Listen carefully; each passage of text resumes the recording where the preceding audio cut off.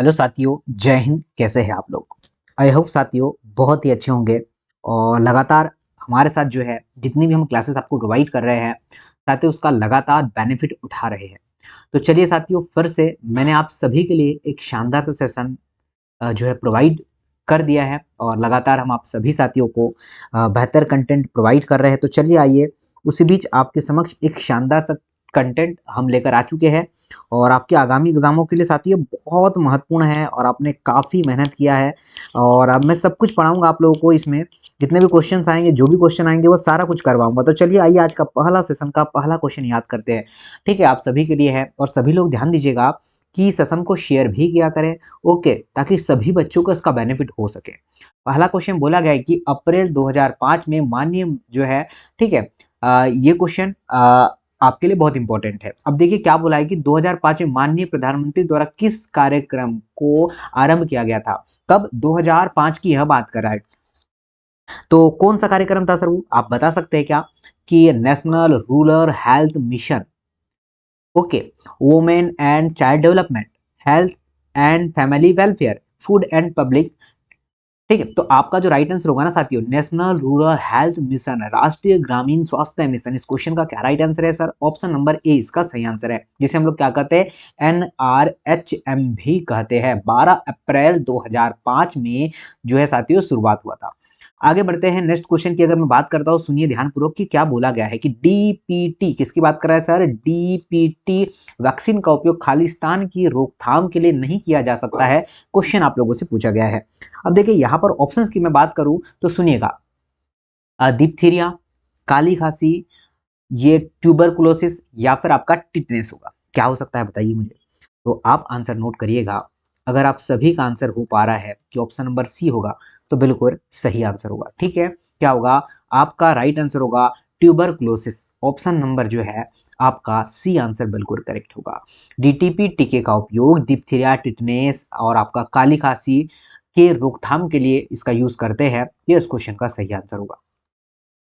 आगे आते साथियों, नेक्स्ट क्वेश्चन आपकी स्क्रीन पर है। बोला गया है कि आईसीएमआर, क्वेश्चन क्या बोला है कि आईसीएमआर 2010 के अनुसार नवजात शिशुओं के लिए प्रतिदिन आवश्यक प्रोटीन की मात्रा है कितनी है, आप लोग को बताना है। नवजात शिशु से रिलेटेड ये क्वेश्चन आप लोगों से बोला गया है।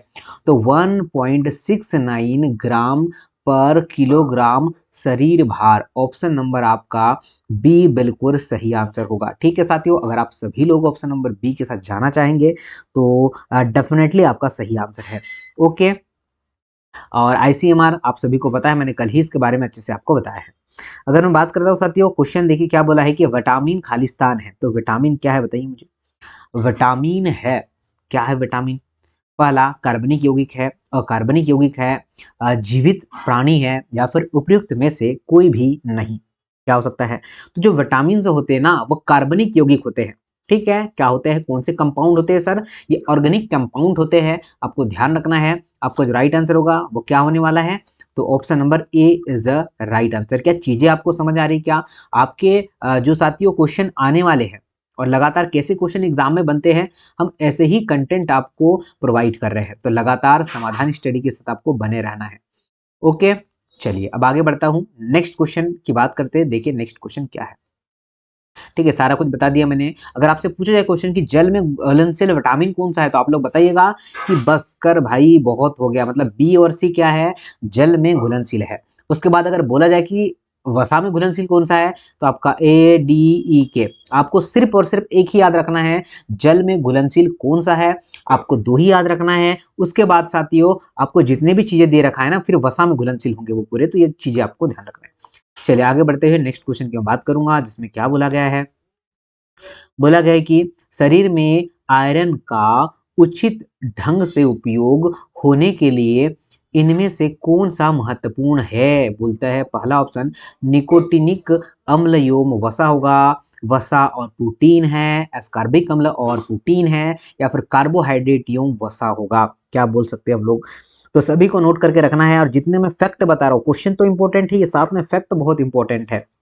तो आपका जो राइट आंसर निकल के आएगा वो आएगा एस्कॉर्बिक अम्ल और प्रोटीन। क्या ऑप्शन नंबर आप सभी लोग जो है सी लगाएंगे क्या? जी हाँ, बिल्कुल सही आंसर लगाएंगे। आगे चलते अगर मैं बात करता हूँ नेक्स्ट की, तो देखिए क्या है, बोलाएगी इनमें से किस से इस जो है इनमें से किसे किशोरावस्था के दौरान का खान पान से संबंधित विकार नहीं माना जाता है? क्वेश्चन में क्या बोला है सर? नहीं। तो पहला ऑप्शन सुनिएगा जो है एनोरेक्सिया, ठीक है, सेकेंड है आपका जो है बुलिमिया, थर्ड है आपका मासिक धर्म, और डी है आपका ठूस ठूस कर खाना। क्या हो सकता है? अगर मैं बात करता हूं आपका राइट आंसर क्या होगा? मासिक धर्म। तो आपने बिल्कुल सही आंसर चूज किया है। मासिक धर्म किशोरावस्था के दौरान खान पान से संबंधित विकार नहीं होता है। आगे चलते हैं, नेक्स्ट की बात करते हैं। नेक्स्ट क्वेश्चन बोला गया है कि राज्य सरकार केंद्र सरकार क्षेत्र में ICDS योजना के माध्यम से लाभार्थियों को वर्ष में कितने दिन पूरक भोजन प्रदान करने का अनुरोध किया गया है? 100, 200, 300 या 400? क्या आप आंसर लगा पाएंगे? तो आपका राइट आंसर होगा सर 300। कितने डेज है sir? 300 days is right answer. ठीक है, ये ध्यान रखना, बहुत अच्छा क्वेश्चन है। अब देखिए अगर आपसे पूछे जाए कि जो है एकीकृत बाल विकास योजना, जिसे हम लोग क्या कहते हैं ICDS, कब स्टार्ट हुआ था? शुरुआत हुई थी 1975। फैक्ट आपको याद रखना है। साथियों ये क्लास में क्यों आपको प्रोवाइड कर रहा हूँ? ठीक है, फैक्ट के लिए। जितने भी फैक्ट मैं आपको प्रोवाइड करूँ वो आपको ध्यान रखना है, आपके लिए बहुत बहुत बहुत इंपॉर्टेंट है। चलिए आगे बढ़ जाता हूं।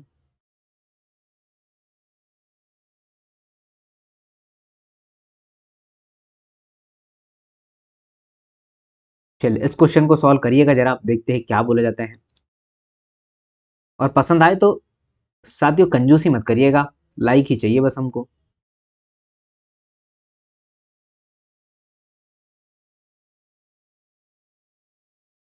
देखिए ध्यान दीजिएगा, बोला गया क्वेश्चन में कि टिटेनस के बारे में इसमें से कौन सा कथन गलत है? अब हमें क्या छाट कर बताना है सर? हमें गलत कथन छाट करके बताना है। पहला, टिटेनस का जो है रोगोद्भव काल आमतौर पर 3 से लेकर 21 डेज होता है, ये बिल्कुल सही है। बोला है कि ट्रामा, शल्य क्रियाओं, इंजेक्शन से उत्पन्न तीक्ष्ण घावों या फिर दीर्घकालिक त्वचा क्षतियों एवं संक्रमणों में क्लोस्ट्रीडियम टिटेनी के बीजाणु प्रवेश कर जाते हैं। सर ये भी सही है। आगे आते हैं, बात करते हैं कि यह एक जो है क्लोस्ट्रीडियम टिटेनी के कारण होने वाला एक जीव विष जो है मध्यस्थित रोग है क्या? बिल्कुल सर ये भी सही है। तो गलत क्या है? डी, यही तो हमसे पूछा गया था, यही हमारा करेक्ट आंसर है। समझ में आया? तो ऐसा भी पूछा जाता है। अब देखिए एक इंपॉर्टेंट जो है साथियों संगठन के बारे में बताता हूँ। WHO, विश्व स्वास्थ्य संगठन, वर्ल्ड हेल्थ ऑर्गेनाइजेशन। आप अगर जो भी एग्जाम दे रहे हैं हेल्थ से रिलेटेड, मतलब जो है नर्सिंग से रिलेटेड, साथियों ये क्वेश्चन जरूर भूर भूर के हमसे पूछा जाता है। पता चल चुका है ना कि बोला है कि WHO के अनुसार टिटेनस के संक्रमण सामान्यतः संक्रमण के 14 दिनों के अंदर विकसित होते हैं, जबकि इसकी जो है रोगोद्भव जो आपका दिन जो होते हैं 21 से लेकर 3 से लेकर 21 डेज तक रहते हैं। आप लोग को ध्यान रखना है। आगे चलते हैं, नेक्स्ट की बात करता हूँ। बोला गया नेक्स्ट क्वेश्चन, बोला है कि स्तनपान का मुख्य लाभ क्या है? स्तनपान का मुख्य लाभ क्या है? पहला, लैक्टोज की कम मात्रा, केसिन की उच्च मात्रा, शक्तिशाली प्रतिरोधकता यदि प्रतिरक्षा, या फिर ई कोलाई होने वाला स्टेरेजिया कोलाई जिसे हम लोग कहते हैं। क्या हो सकता है बताइए? तो साथियों आप अगर जाते हैं कि सर जी हमने शक्तिशाली प्रतिरक्षा आंसर चूज किया है, तो डेफिनेटली ऑप्शन नंबर सी हमारा सही आंसर होगा। क्वेश्चन को शेयर करना, रिवाइज करना, ताकि आपके लिए बहुत इंपॉर्टेंट है। स्तनपान से होने वाला लाभ क्या होता है? अब सुनिएगा लाभ क्या है इसका। कोलेस्ट्रॉल, जो माँ का दूध को गाढ़ा कौन करता है सर? आपका कोलेस्ट्रम। शिशु की आवश्यकता ठीक है, जो भी आवश्यकता है उसकी आवश्यक है उसमें यह ताकत तथा पोषण क्या करता है, मिलाता है इसमें। चलो आगे बढ़ते हैं। नेक्स्ट क्वेश्चन की मैं बात करूंगा। क्या बोला गया है सर? बोला गया है कि भारत सरकार द्वारा वर्ष खालिस्तान में विटामिन ए न्यूनता के विरुद्ध जो है रोग निरोधक कार्यक्रम का क्रियान्वयन किया जा रहा है। आपसे यह बोला गया है, नोट करना साथियों, ये ईयर बहुत इंपॉर्टेंट है हमारे लिए। 1970 1970, ठीक है, 1970 इस क्वेश्चन का सही आंसर होगा। भारत सरकार द्वारा 1970 से विटामिन ए न्यूनता के विरुद्ध रोग निरोधक कार्यक्रम का क्रियान्वयन किया जा रहा है। ठीक है, तो ये ध्यान रखना, option number A is the right answer. चलो आगे बढ़ते हैं नेक्स्ट क्वेश्चन की ओर। और साथियों, सेशन को शेयर करना मत भूलना, आपके लिए इंपॉर्टेंट है, बहुत इंपॉर्टेंट है। ठीक है, हम चाहते हैं कि साथियों आप एग्ज़ाम हॉल में जाए और ये कंटेंट जब आपको मिले तो ऐसा लगे कि हाँ सर, चीज़ें बहुत इम्पोर्टेंट थी हमारे लिए और मेहनत हमने भी किया है, उसका परिणाम हमें एग्ज़ाम हॉल में दिखेगा। बोला गया है कि जन्म के समय कम भार वाले शिशु को माता के दूध में उपस्थित विटामिन की मात्रा के साथ साथ विटामिन संपूरक भी मिलने चाहिए। इसका रीज़न क्या है? बताइए, इसका रीज़न क्या है? अब रीज़न सुनिएगा क्या है। बोला उनकी वृद्धि दर अधिक होती है, उनमें जो है जठरांत्रिय अवशोषण कम होता है, या फिर समय से पहले जन्मे शिशुओं के शरीर में विटामिन के भंडार अपर्याप्त होते हैं, या फिर सभी इस क्वेश्चन का सही आंसर। तो जी हाँ साथियों, all of the above is a right answer. क्या है देखिएगा, जन्म के समय का जो भार होता है, ठीक है, जो जन्म के समय होता है शिशु का भार वाले जो है माता के दूध में उपस्थित विटामिन की मात्रा के साथ साथ विटामिन संपूरक भी मिलने चाहिए उसे। ठीक है, जब बच्चा होता है तो उसे पूर्ण पौष्टिक आहार मिलना चाहिए, वो माता के दूध से ही मिलता है। क्वेश्चन है कि इनमें से किसे कुपोषण के संकेतक के रूप में प्रयोग नहीं करते हैं? बॉडी मास इंडेक्स, त्वचा के त्वचा के मोड़ की मोटाई, या फिर मध्य ऊपरी बाह्य की परत, या फिर रक्तचाप होने वाला है।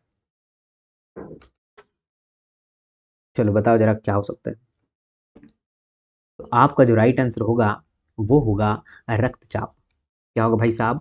रक्तचाप इज अ राइट आंसर। शरीर के लिए आवश्यक संतुलित आहार नाल का लंबे समय तक न मिलना जो है कुछ जो है कुपोषण है, कि आपको ध्यान रखना है। आगे बढ़ते हैं नेक्स्ट क्वेश्चन। बोला है कि जो है खसरा बच्चों में होने वाला एक तीक्ष्ण संक्रामक रोग है जो खालिस्तान होता है। पहला, विषाणु, जीवाणु, दोनों ही, या फिर इनमें से कोई नहीं। किसकी बात कर रहा है सर जी? यह खसरे की बात कर रहा है। क्या हो सकता है? अब देखिए, इससे रिलेटेड मैं काफी सारे जो है चीजें आपको बताऊंगा। वायरस इस क्वेश्चन का सही आंसर होगा। क्या आप सभी ने वायरस लगाया है क्या? जी हाँ, वायरस लगाया होगा तो बहुत अच्छी बात है। अब देखिए, यहां पर ध्यान देने वाली बात यह है, क्या ध्यान देंगे, इंपॉर्टेंट क्या है, जीवाणु एक तरफ दिए हैं, वसाणु एक तरफ दिए हैं और एक तरफ परजीवी दिए हैं। तो जीवाणु कौन कौन से होते हैं, इस पर भी बात कर लेते हैं हम लोग।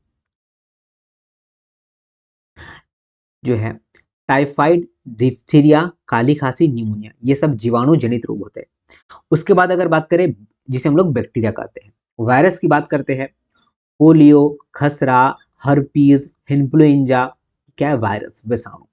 परजीवी की मैं बात करूंगा तो देखिए, परजीवी में आपका पायरिया, काली जो है काला ज्वार, मलेरिया या निद्रा रोग, अगर ये पूछा जाए तो आप लोग क्या लगाएंगे साथियों? आपका परजीवी लगाएंगे। क्वेश्चन आता है नेक्स्ट, क्या बोला गया? पोलियो पोलियो के पोलियो की रोकथाम के लिए इनमें से किस वैक्सीन का यूज करते हैं? ठीक है, तो चलिएगा बताइए। O P OPV, BCG, DPT, या उपरोक्त सभी?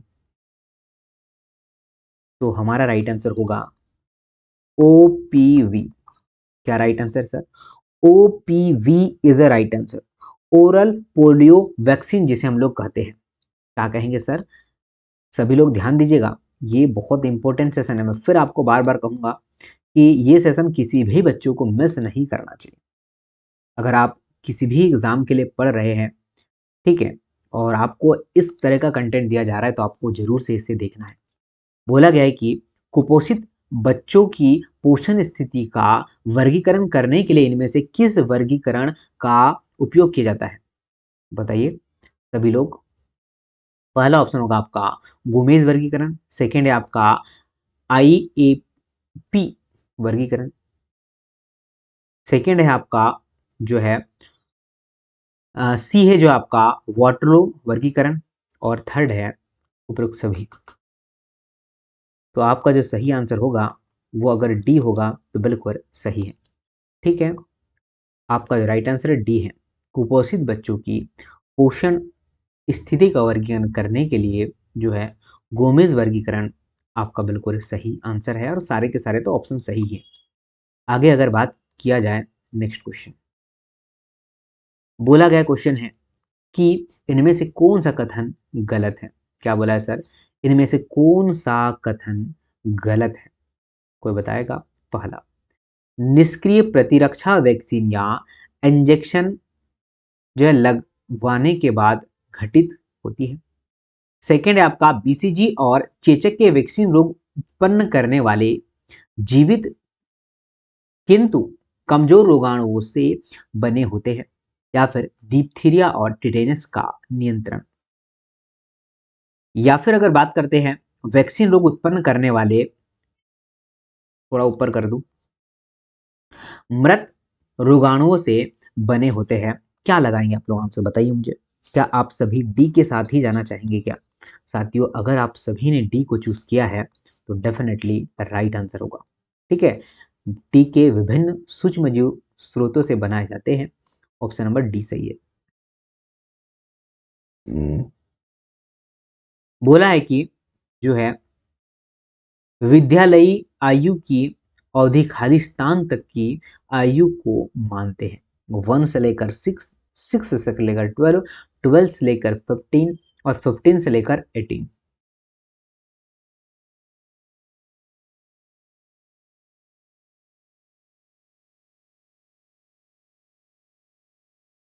Option number B is right answer, 6 से लेकर 12 ईयर। ओके, आगे बढ़ते हुए मैं बात करता हूं। बोला गया है कि खालिस्तान की आयु के शिशुओं के लिए माता के दूध के अलावा पूरक भोजन भी दिए जाने की अनुशंसा की जाती है। क्या हो सकता है बताइए? सभी साथी बताएंगे। क्या ऑप्शन नंबर डी हम लोग लगा पा रहे हैं? 6 मंथ, 6 माह बिल्कुल इस क्वेश्चन का सही आंसर होगा। क्या सभी साथी समझ पा रहे क्या? अगर समझ पा रहे तो बहुत अच्छी बात है, नहीं समझ पा रहे तो समझना पड़ेगा सर आप लोगों को। चलो आगे बढ़ता हूं। ठीक है, नेक्स्ट क्वेश्चन देखते हैं क्या है।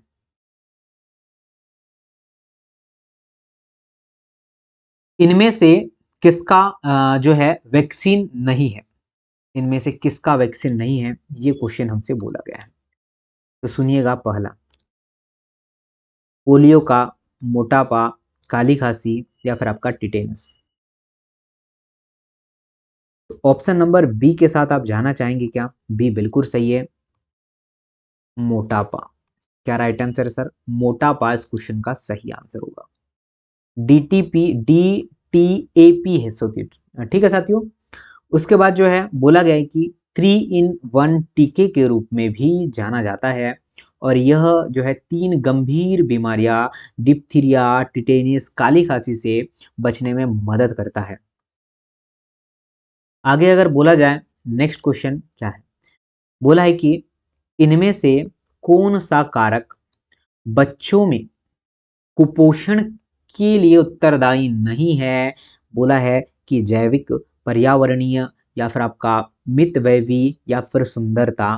किसके साथ हम जाना चाहेंगे? तो हमारा जो राइट आंसर होगा, हमारी सुंदरता इस क्वेश्चन का सही आंसर है। क्या ऑप्शन नंबर डी लगाए क्या? कि बच्चों में कुपोषण विभिन्न उत्तरदायी कारक अग्रलिखित है। तो आपका जो राइट आंसर होगा वो डी ही हो जाएगा।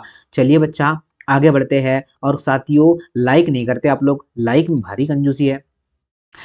बोला है कि गर्भाशय के अंदर वृद्धि धीमी पड़ जाने के लिए इनमें से कौन सा कारक उत्तरदायी है? माता को सामान्य से कम पोषण मिलता है, मादा जो है मादक पदार्थ अल्कोहल या फिर आपका सिगरेट है, या फिर गर्भावस्थाकालीन मधुमेह, उच्च रक्तचाप, या फिर आपका हृदय रोग है, या फिर उपयुक्त सभी होगा? सही बताइए। तो साथियों जी हाँ, डी वाले हमारे साथी सभी लोग सही हैं। जिन्होंने भी डी लगाया है वो बिल्कुल सही और सही होगा। बोला गया है कि गर्भाशय के अंदर वृद्धि धीमी पड़ जाने के लिए विभिन्न कारक उत्तरदायी है। जो निम्न है, कौन कौन से कारक हैं उन पर उसी विशेष रूप से चर्चा हम लोग कर लेते हैं। पहला है आपका माता को सामान्य से कम पोषण मिलना, उच्च उच्च रक्तचाप, उन्नत मधुमेह, हृदय या जो है आपका श्वास रोग, मादक पदार्थों का सेवन और सिगरेट पीना। तो ये सभी लोग ध्यान दीजिएगा। साथियों ये क्वेश्चन आपके लिए बहुत इंपॉर्टेंट है। सेशन को शेयर करना है अपने दोस्तों के साथ, और जो भी आपकी क्वेरीज होगी आप लोग कमेंट्स बॉक्स में जरूर से किया करें, और हम सारे क्वेरीज को देखने के बाद आपके चीज़ें प्रोवाइड करते हैं। तो चलिएगा, मिलता हूँ नेक्स्ट सेशन में आप सभी के लिए। साथियों आपके कहने पर ही मैं सेशन आपको प्रोवाइड कर रहा हूँ। मैम तो ऑलरेडी सेशन आपका ले ही रही है और मैं भी आपके साथ जुड़ चुका हूँ। तो चलिएगा, धन्यवाद, जय हिंद।